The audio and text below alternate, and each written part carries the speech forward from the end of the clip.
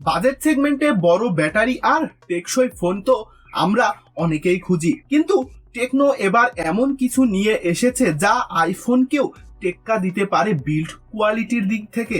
6000 mAh battery আর military grade certification সবই থাকছে এই বাজেটে।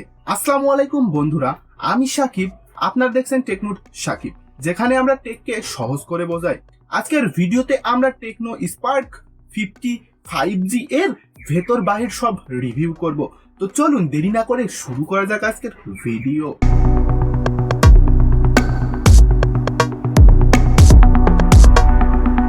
শুরুতেই বলি এর ইনহ্যান্ড ফিল নিয়ে। ফোনটি হাতে নিলেই বেশ সলিড মনে হয়। এর ওজন 210 গ্রাম, যা একটু ভারী মনে হতে পারে, তবে এর কারণ হচ্ছে বিশাল ব্যাটারি। মজার ব্যাপার হলো ফোনটি IP64 রেটিং যুক্ত এবং এতে MILSTD 810H কমপ্লায়েন্স আছে, মানে হালকা পানি বা 1.5 মিটার উপর থেকে পড়ে গেলেও ফোনে খুব একটা ক্ষতি হবে না। ক্যামেরা বাম্প একটু বড় হলেও পকেটে খুব একটা আটকে যায় না। এতে আছে 6.78 ইঞ্চির একটি বড় IPS LCD প্যানেল, সাথে 120 হার্টজ রিফ্রেশ রেট। স্ক্রল করার সময় বেশ স্মুথ মনে হয়। রেজুলেশন মাত্র 720 পিক্সেল। এই দামে অন্তত 1080 পিক্সেল আশা করেছিলাম, তবে ইনডোর কালার অ্যাকুরেসি ঠিকঠাক থাকলেও কড়া রোদে ডিসপ্লে দেখতে কিছুটা কষ্ট হতে পারে, কারণ এর পিক্সেল ডেনসিটি মাত্র 256 ppi। পারফরম্যান্সের জন্য এতে ব্যবহার করা হয়েছে মিডিয়াটেক ডায়মন্ডসিটি 6400 5G চিপসেট, সাথে আছে 12 GB র্যাম এবং 128 GB স্টোরেজ। সাধারণ কাজ বা অ্যাপ ওপেনিং এ কোনো ল্যাগ নেই। পাবজি বা ফ্রি ফায়ারের মতো গেমগুলো স্মুথলি খেলা যায়, তবে টানা 30 মিনিট গেম করলে ফোনটি কিছুটা গরম হয়ে যায়। থার্মাল থ্রটলিং খুব একটা বেশি চোখে পড়েনি। ক্যামেরা সেকশনে আসলে পিছনে আছে 50 মেগাপিক্সেলের মেইন ক্যামেরা। দিনের আলোতে স্কিন টোন এবং ডিটেলস বেশ ভালো আসে, তবে রাতে ছবি তুললে কিছুটা নয়েজ দেখা যায়।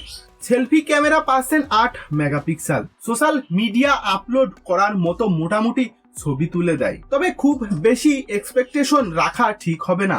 ভিডিও স্টেবিলাইজেশন মোটামুটি মানের। এই ফোনে আসল শক্তি হলো এর 6500 mAh ব্যাটারি। একবার ফুল চার্জ দিলে আপনার অনায়াসেই 2 দিন পার হয়ে যাবে।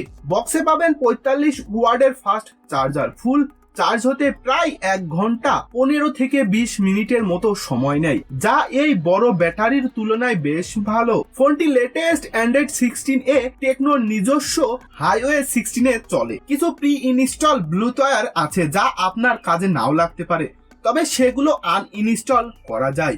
বড় কোনো অ্যাডস সচরাচর চোখে পড়ে না। এতে লাউডি স্পিকার আছে এবং সাউন্ড টিউন করা হয়েছে DTS দিয়ে। ফুল ভলিউমে সাউন্ড খুব একটা ডিস্টর্ট হয় না। মিউজিক বা মুভি দেখার সময় অভিজ্ঞতা ডিসেন্ট। এছাড়াও এতে 3.5mm হেডফোন জ্যাকও থাকছে, তবে হ্যাপটিক্স বা ভাইব্রেশন ফিডব্যাক একদম বেসিক মানের, যা বাজেটের সাথে মানানসই। সাইড মাউন্টেন ফিঙ্গারপ্রিন্ট সেন্সরটি বেশ ফাস্ট। 5G সাপোর্ট আছে। কল ড্রপ বা ওয়াইফাই সিগনালে কোনো সমস্যা পাওয়া যায়নি। NFC আছে।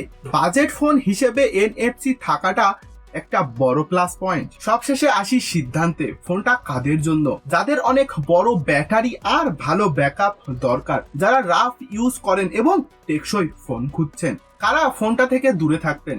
যাদের খুব হাই রেজুলেশন ডিসপ্লে দরকার এবং প্রফেশনাল লেভেলের ক্যামেরা দরকার। ভিডিওটি ভালো লাগলে লাইক, কমেন্ট, শেয়ার করুন, আর এরকম অনেস্ট টেক নিউজ পেতে টেকমুট সাকিব চ্যানেলটি সাবস্ক্রাইব করুন। দেখা হবে পরবর্তী কোনো এক ভিডিওতে।